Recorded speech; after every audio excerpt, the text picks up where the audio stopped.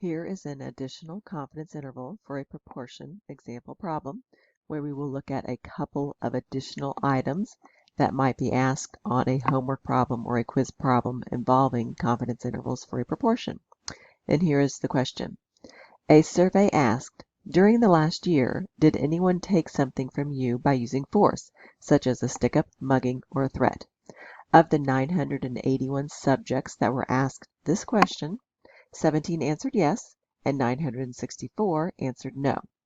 Part A, find the point estimate of the proportion of the population who were victims. So being a victim, answering yes would be considered a success in this case. So we're going to want to go over to StatCrunch, and I'm actually going to show you how we can use StatCrunch to find all of A, B, C, and D at one time. So back here in Modules in Canvas, I'm going to click on StatCrunch and then go ahead and open Load StatCrunch in a new window. Click on Data Sets from your textbook, and we're going to want to click on Stat, Proportion Stats. Again, we have one sample. We had that one sample of 900 some odd people that we asked the question of, and we were told the number who said yes and no, so that is only the summary information that we have. So I'm going to click on Summary, and the number of successes I had was 17, and the total number of people that I asked the question to was 981.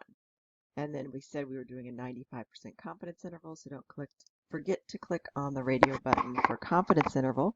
And the default, again, we said is 95, so we'll keep it at that, and we'll click on Compute. And here we have the results of our StatCrunch output. The first thing it asked for was the point estimate for the population mean, and that would be the sample proportion, which we have right here. You'll just need to look to see what the rounding should be. It asked for the standard error, which we have right here. Again, you'll need to look to see what the rounding will be. And then when they ask us for the confidence interval, we have that information right here, the lower limit and the upper limit right here. So for Part A, find the point estimate of the proportion of the population who were victims. Again, that would be the sample proportion. And we're going to say round it to 5 decimal places. So we would have 0.01733. We're looking at these numbers here. 0, 1, 7, 3. The 2 will round up to a 3. Find the standard error of the estimate. That's right here. Again, we'll do to 5 decimal places. So we would have 0.00417, because here's 00416, and the 6 would round up to a 7. Find the margin of error for a 95% confidence interval. And the way that we do that is that we need to first of all find the length of the confidence interval. The margin of error will always be half the length of the confidence interval. So here's my confidence interval lower limit and my upper limit.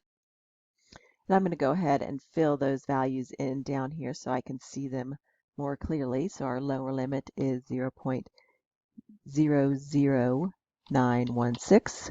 Again, we're rounding it to 5 decimal places, so 00916. The 6 stays the same because the 3 will not round it up. And the upper limit would be 0.025, and then we have the 025, and then we have 49, but the 5 is going to round that 9 up, giving the 49 actually a 50. So that would be my lower limit and my upper limit. Now when I go to find my margin of error, I'm going to need the calculator, and I need to subtract to find the length of that margin of error. So I'm going to take the larger number, which is the 0.02550, and I'm going to subtract it from that 0.00916, the smaller number.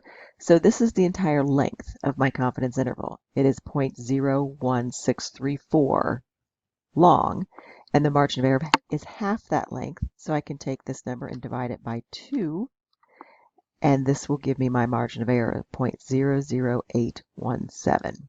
So 0.00817 is my margin of error. It says, explain what the margin of error represents. Okay, so the margin of error indicates that we can be 95% confident because it was a 95% confidence interval. So we can be 95% confident that the sample proportion of 0.01733, and that was the point estimate that we found, the sample proportion. So this sample proportion is within 0.00817 of the true population proportion who had something taken from them by force last year. So this amount is the amount of error away from 0.01733. We will not have more error. We are 95% confident we will not have more error than this. And part D, construct the 95% confidence interval for the population proportion. And can you conclude that fewer than 10% of all adults were victims? Well, here we have written out the numbers that are in our confidence interval. Let's see how to write that in sentence form. So we are 95% confident that the proportion of people in this area who had something taken from them last year by force is between 0.00916 and 0.02550, or written as a percent by moving the decimal point 2 places, 0.916% and 2.55%. The last part said, can you conclude that fewer than 10% of all adults were victims? And that would be yes, we can, because the entire interval is below 10%.